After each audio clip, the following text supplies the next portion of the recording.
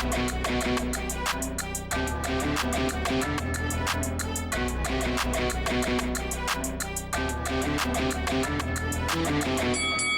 guys, welcome to Boxing Squared for boxing news and views from around the internet.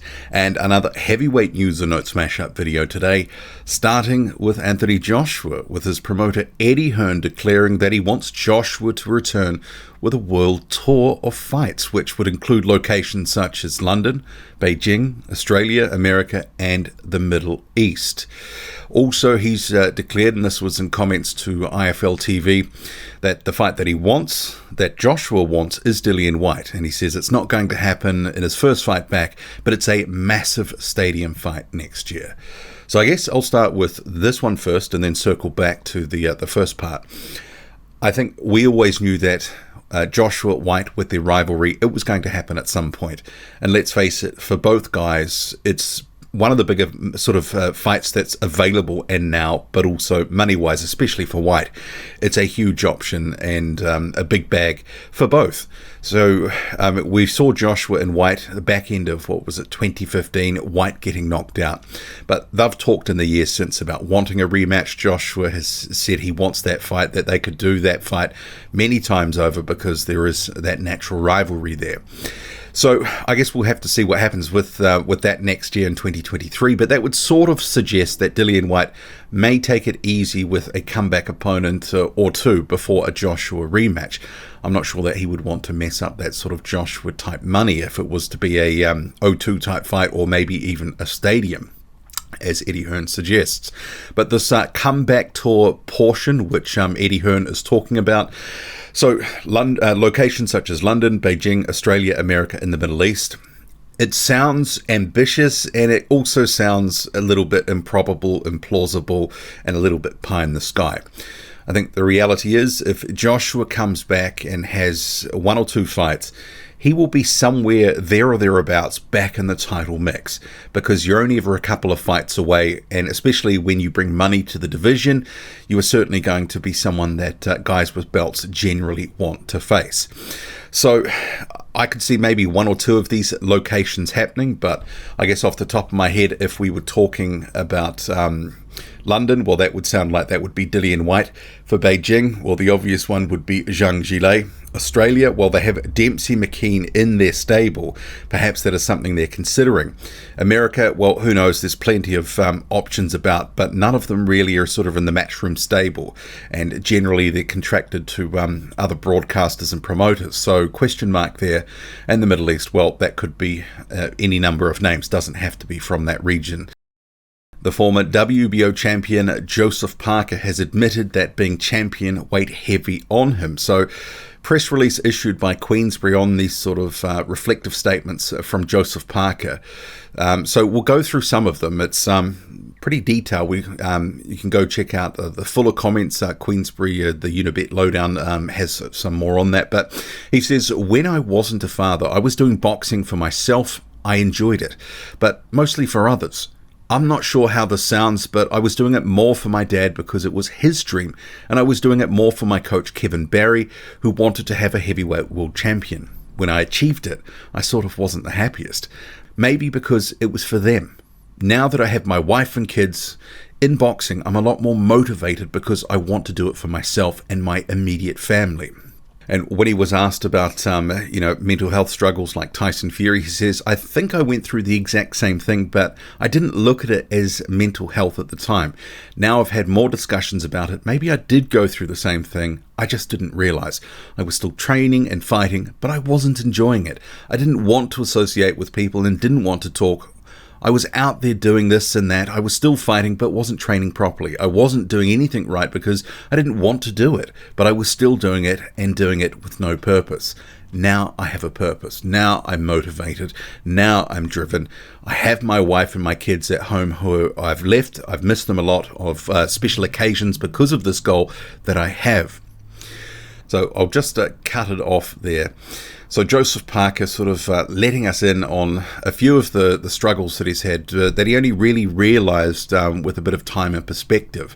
And I guess maybe because he had those losses to Joshua and White, and then he kind of had a bit of a weird year or two where he didn't really do anything, and he was in underwhelming fights, and he didn't look like he was hungry, and he didn't look like just, that he was quite right. So perhaps this explains it. But yeah, it was kind of, I did a video, what was it, the end of 2019, because basically there was a whole lost year or so where Joseph Parker fought a couple of journeymen over a couple of year period.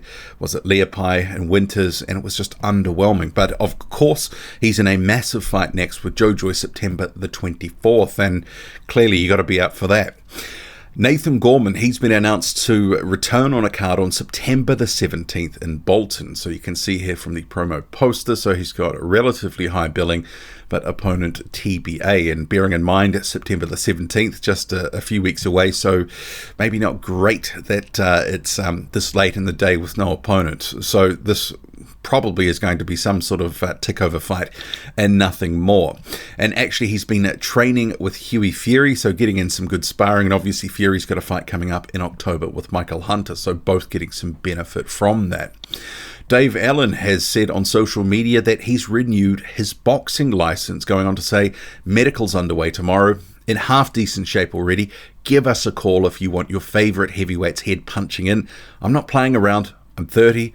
I've realised there is no friends in boxing. Promises made, promises broken, and being honest, I'm bitter about it, and I really want to fight. And I guess there will be some concern from some quarters with Allen coming back. Previously, well sort of documented issues with sort of mental health, also just in general with a couple of health concerns. He was complaining of headaches and other sort of health-related issues from boxing. And he had retired after he'd been sparring with Alexander Usyk. He was knocked out basically on his feet. And he said, yeah, he just really wasn't right. So I guess the question is, where is he at now? Has the time out given his body some rest and recovery that would be sufficient to resume a career at any real level? I don't know, but I think that a few people will be concerned. But I guess his life, his career, he can do what he wants. An opponent has been locked in for Frazer Clarke, so he's returning this week on a Sky and Boxer card. He'll be facing the 7-0 Pencho Svetkov. And I'm imagining, because I've never seen this Svetkov fight, that 7-0 is probably a very padded record. Jeremiah Milton has reflected on his win this past weekend over Nick Jones, saying, I went into this fight knowing I wanted to showcase something different. My coach had me working on the uppercut in the locker room as a warm-up, and I think we all liked the way it was landing on the pads. Subconsciously, I think I knew it would be the shot for me. I let it develop and delivered. It sent him to the upside down for sure. And Milton has been cultivating a bit of a sort of Stranger Things type persona around his sort of fight, saying that he was going to send his opponent to the upside down. And his manager, Mike Leonardi, going on to say, Tulsa, Oklahoma should be proud of Jeremiah as he's becoming a household name nationally, notably in the world of boxing. We're very grateful to Top Rank for putting us on ESPN+, especially in Tulsa, Milton's hometown.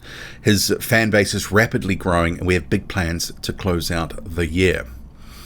And actually was put onto that card relatively late, so it was a good opportunity for him, especially after the card that he was on, meant to be on earlier in August, the Jake Paul card, was cancelled.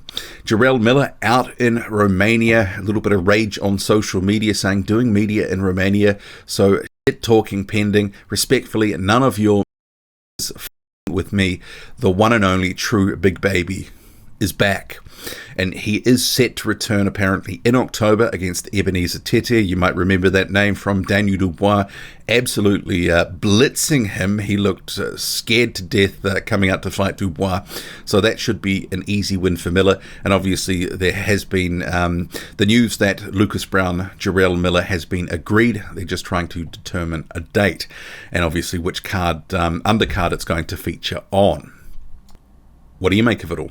Drop a comment loud and often, hit like, hit subscribe, follow me on Twitter, boxing_squared. I'm out.